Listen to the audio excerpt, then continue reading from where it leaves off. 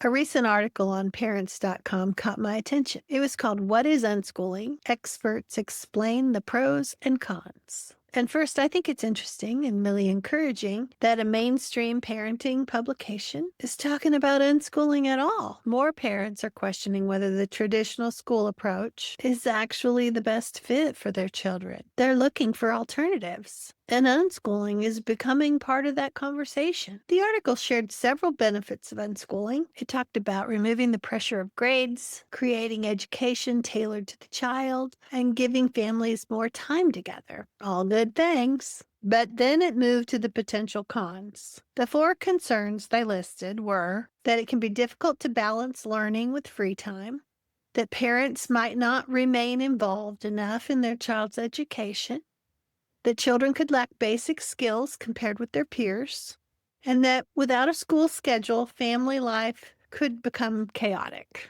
Now, these are not unusual concerns. They're probably some of the same things you've worried about or friends and family have mentioned to you.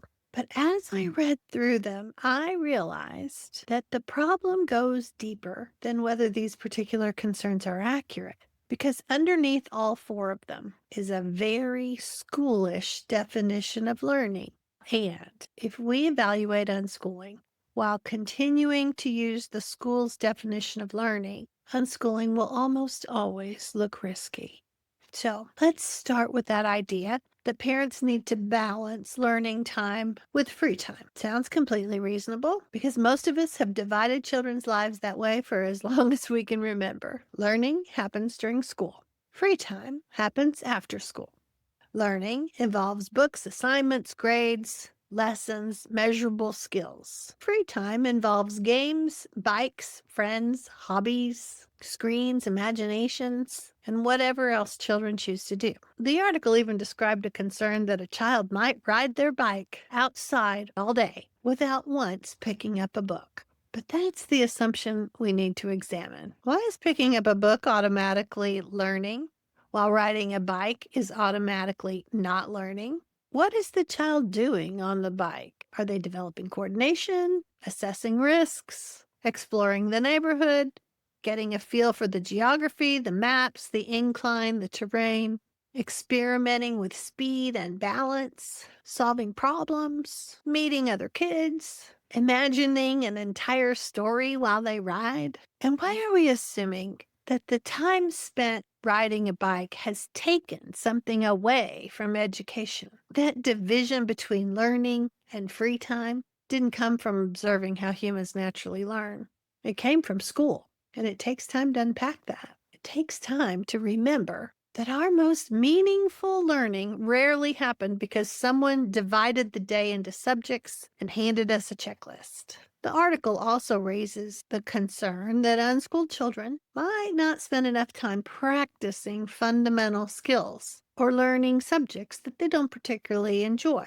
Again, I understand why parents worry about this, but making children study subjects they don't like doesn't necessarily make them proficient in those subjects. They may learn enough to pass a test. They might be able to rattle off facts and dates. But how much of that information is retained once the test is over? And what did they have to abandon so that they could complete the assigned work?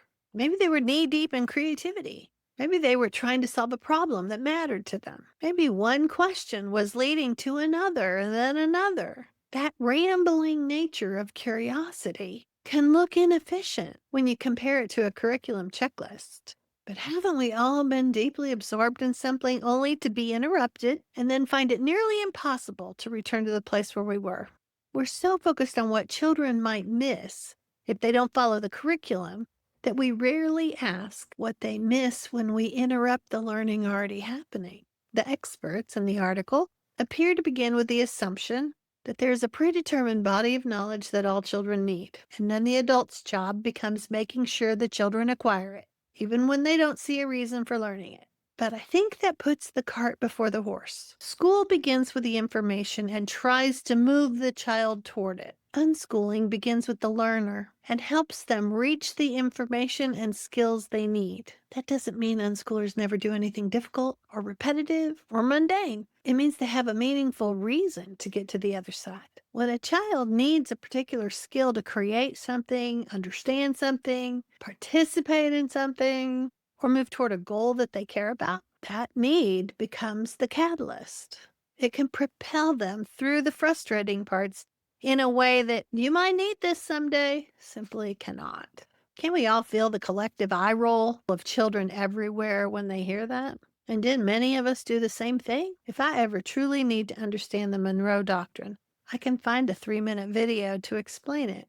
Our children have the same access to that information, and so much more than we ever did. The world of learning has changed.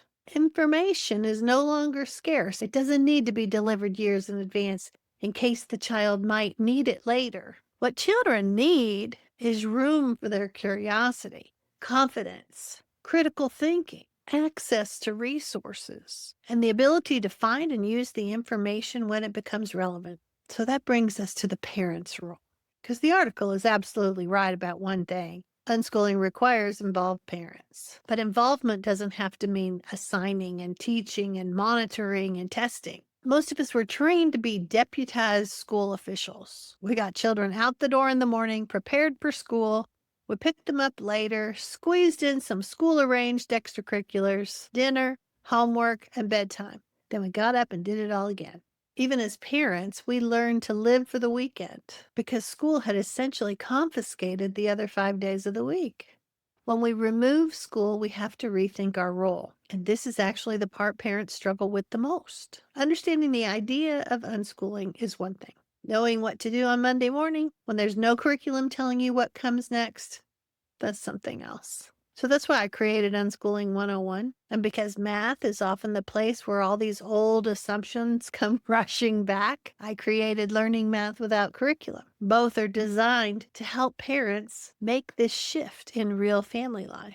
They're part of my July special through the end of this month. I'll leave information in the show notes for you. But what does this new parenting role actually look like? How do we connect with our children throughout the day? How do we create a daily life with them? How do we share our own experiences without turning every conversation into a lesson? How do we know them well enough to recognize the entry points instead of applying a checklist based on their birth year? That's the work of unschooling. It isn't passive, and it certainly isn't uninvolved. It asks us to pay closer attention to the learner standing in front of us.